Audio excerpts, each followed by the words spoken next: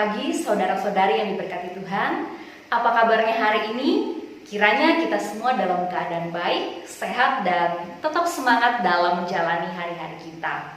Dalam renungan pagi hari ini, Selasa 9 Maret 2021, saya mengajak kita untuk membaca dan merenungkan bagian firman Tuhan dari kitab Ibrani pasal 9 ayat 27 dan 28. Dan saya memberikan tema untuk renungan hari ini yaitu hidupmu berharga bagi Allah. Mari kita berdoa. Bapa kami dalam nama Tuhan Yesus, terima kasih atas kebaikan-Mu yang senantiasa Engkau nyatakan dalam hidup kami tiap-tiap hari. Terima kasih atas hari ini. Terima kasih atas firman-Mu yang Engkau nyatakan bagi kami yang sebentar akan kami baca dan renungkan bersama-sama. Biarlah Roh Kudus menolong memampukan kami untuk dapat mendengar, mengikuti renungan ini dengan baik. Sehingga setiap kami boleh terberkati melalui firman Tuhan hari ini dan iman kami semakin dikuatkan. Amin. Ibrani pasal 9 ayat 27 dan 28 yang demikianlah bunyi firman Tuhan. Dan sama seperti manusia ditetapkan untuk mati hanya satu kali saja dan sesudah itu dihakimi, demikian pula Kristus hanya satu kali saja mengorbankan dirinya untuk menanggung dosa banyak orang. Sesudah itu ia akan menyatakan dirinya sekali lagi tanpa menanggung dosa untuk menganugerahkan keselamatan kepada mereka yang menantikan Dia. Tuhan Yesus bersabda, yang berbahagia ialah mereka yang mendengarkan firman Allah dan yang memeliharanya. Amin. Ibu bapak saudara-saudari yang terkasih di dalam Tuhan Yesus Kristus, orang Yahudi memiliki pemahaman khusus tentang darah. Darah dimaknai sebagai lambang kehidupan, sehingga orang-orang Yahudi dilarang untuk makan ataupun minum darah. Tidak hanya itu, darah juga mengingatkan mereka pada penghapusan dosa, di mana umat membawa korban persembahan berupa lembu atau domba, dan darah hewan yang dicurahkan itu memungkinkan mereka beroleh pengampunan Allah atas dosa-dosa mereka dan melayakkan mereka menghampiri hadirat Allah. Para imam memiliki peranan penting dalam melaksanakan ritual penghapusan dosa ini. Umat membawa korban kepada imam, lalu imam memercikkan darah korban ke dinding mezbah dan bagian bawah mezbah. Praktik yang demikian itu dipahami sebagai penghapusan dosa oleh umat Tuhan dalam kehidupan perjanjian lama. Dan penerima surat Ibrani ini adalah orang-orang Kristen Yahudi yang ada di perantauan. Istilah darah sebagai penghapusan dosa tentu bukan hal yang asing bagi mereka.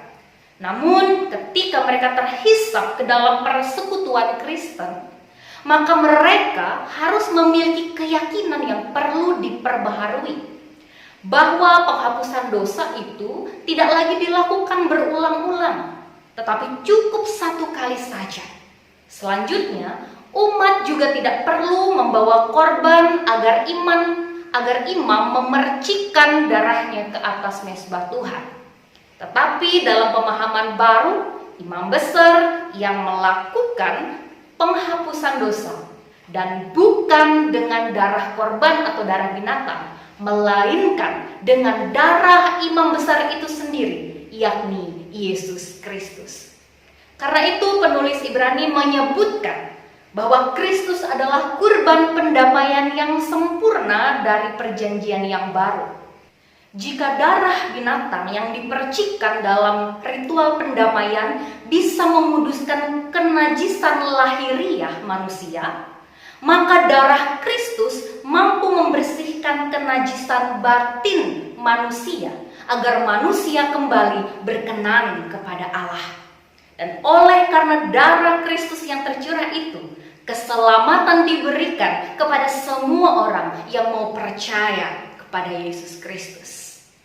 Saudara-saudari yang diberkati Tuhan, Yesus Kristus dan karya penebusannya adalah wujud kasih Allah yang teramat besar bagi manusia yang telah berdosa, sekaligus membuktikan betapa manusia, betapa saudara dan saya sangat berharga bagi Allah. Maka jika di dalam hidup ini kita merasa tidak layak karena berbagai alasan, ketahuilah bahwa hidup kita berharga bagi Allah. Mungkin bagi orang lain hidup kita sudah tidak berharga karena dosa-dosa yang kita lakukan. Namun saat kita mau datang kepada Kristus, mau mengakui segala dosa dan bertobat, Kristus memberikan pengampunan dan menyucikan kita dengan darahnya, sebab kita adalah milik kepunyaannya yang sangat berharga. Dan sebagai orang-orang yang telah menerima kasih Allah melalui anaknya Yesus Kristus, Ia menghendaki agar kasihnya ada di dalam kita. Dan bukan hanya sekedar ada, melainkan kasih menjadi pusat yang menggerakkan seluruh kehidupan kita. Sehingga kita boleh menjalani hidup sebagai pribadi yang rendah hati, mau saling mengasihi satu sama lain, saling mengampuni. Itulah hidup yang dikehendaki Allah yang telah mencurahkan darahnya bagi saudara dan saya, bagi kita semua. Kiranya kita boleh terberkati lewat firman Tuhan hari ini. Amin. Mari kita bersatu di dalam doa. Bapa, terima kasih atas kebenaran firman-Mu yang sungguh memberkati dan menguatkan iman kami. Biarlah kami dapat melakukan firman-Mu itu di dalam kehidupan kami dengan setia ya Tuhan. Dan kami mau menyerahkan aktivitas yang kami jalani pada hari ini. Tolonglah kami agar kami dapat melakukan segala tugas, tanggung jawab, pekerjaan dan peran kami masing-masing dimanapun berada dengan sebaik-baiknya. Biarlah keberadaan kami boleh menjadi saluran berkat Tuhan bagi sesama kami. Kami menyerahkan juga saudara-saudara kami yang saat ini dalam keadaan sakit. Kiranya Tuhan melawat, menguatkan, bahkan berkenan memulihkan keadaan mereka. Kami serahkan hidup dan kehidupan kami, setiap rencana, harapan, dan masa depan kami hanya ke dalam tangan pengasihan Tuhan kami Yesus Kristus, yang adalah juru selamat kami satu-satunya. Kami berdoa dan mengucap syukur.